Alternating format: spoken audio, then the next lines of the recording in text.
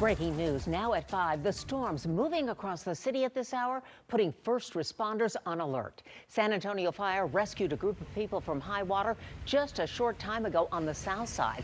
It happened on Rayburn Road near Pleasanton Drive. Let's go live now to Vanessa Croy at the scene of that rescue. Vanessa?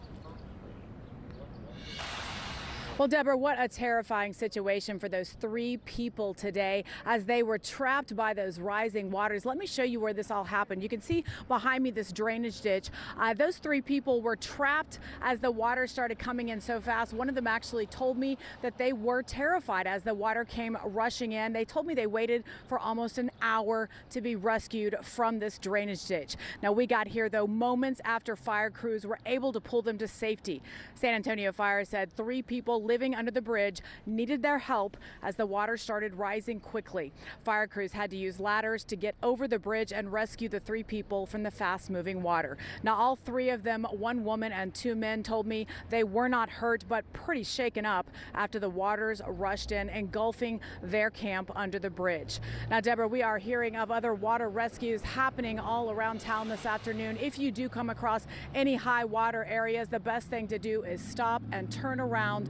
Do not try to cross that water. Your life will depend on it. For now, reporting live on the south side, Vanessa Croy, KENS 5. Vanessa, thank you. Weather Chief Bill Taylor joins us now with heavy rains and flooding in San Antonio. Bill. Yeah, real situation on 281 and I-35. I'm going to show you this first. The 281 corridor, this is near Wilderness Oak, so north of Bitters.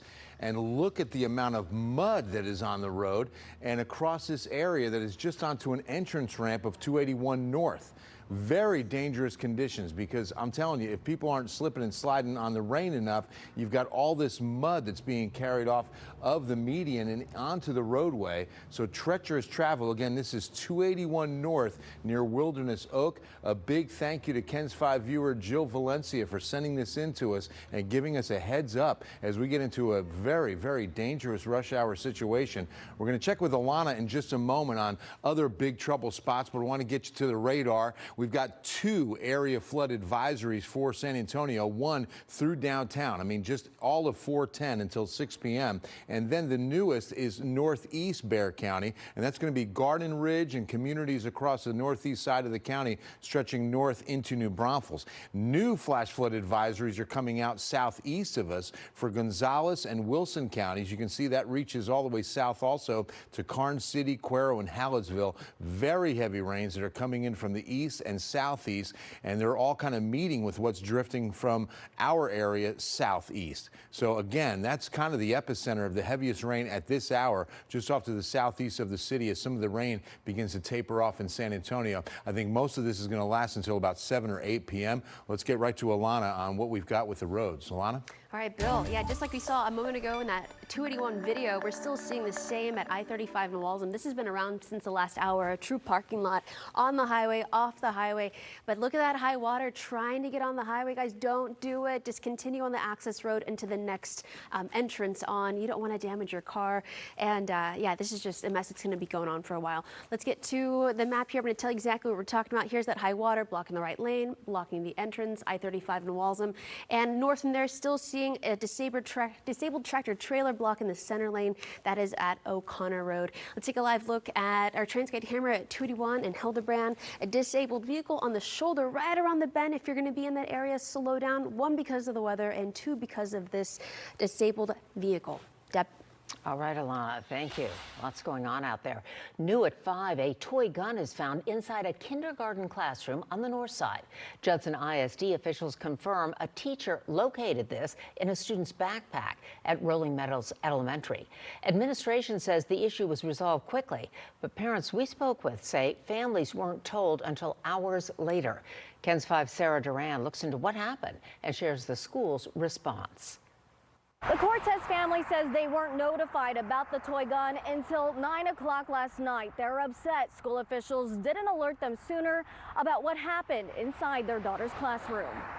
As soon as I saw that photo, my heart just dropped. This is the toy gun Amanda Cortez thought was real, a reaction shared by her husband Michael. I said thank God it's a toy weapon, but What if it was a real weapon? It was found Monday inside a backpack in their daughter's kindergarten class at Rolling Meadows Elementary. The Cortezes say a student brought the toy gun to school, showed it to friends before a teacher confiscated it around 9 in the morning.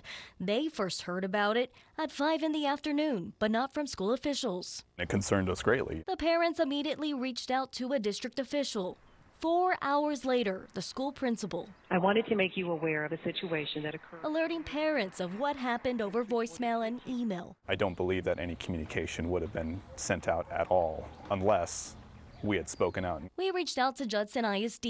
In a statement, officials say communication was sent to parents of the school Monday evening. However, prompt communication to inform families of situations like these should occur consistently. As for the student involved, the district says consequences will be given to the extent possible per our student code of conduct. Going forward, the protocols are there for a reason and they need to be followed. Like communicating, which the Cortezes say should be done to avoid this situation from happening. Let parents know that these things are taken seriously. Still unsatisfied by the response, the Cortezes have actually pulled their daughter out of class for the remainder of the school year. The last day of school for Judson ISD is May 25th. On the north side of San Antonio, Sarah Duran, KENS 5. Sarah, thank you. An update now from the Uvalde ISD superintendent as we approach the one-year mark of the shooting at Robb Elementary. Gary Patterson is letting families know it's okay for students to stay home this week. This comes after online threats were made in Uvalde and several nearby communities last Friday. Patterson says up to 90% of students were picked up by their parents early for safety reasons. If families prefer their students stay home this week, Patterson asked for them to call their schools so arrangements can be made for makeup work. The last day of school will be May 22nd as the district marks days of respect, observance, and safety on the 23rd through the 25th. I have nothing to say about the shooting or the shooter or anything like that. It's all love. I believe you give love, you get love.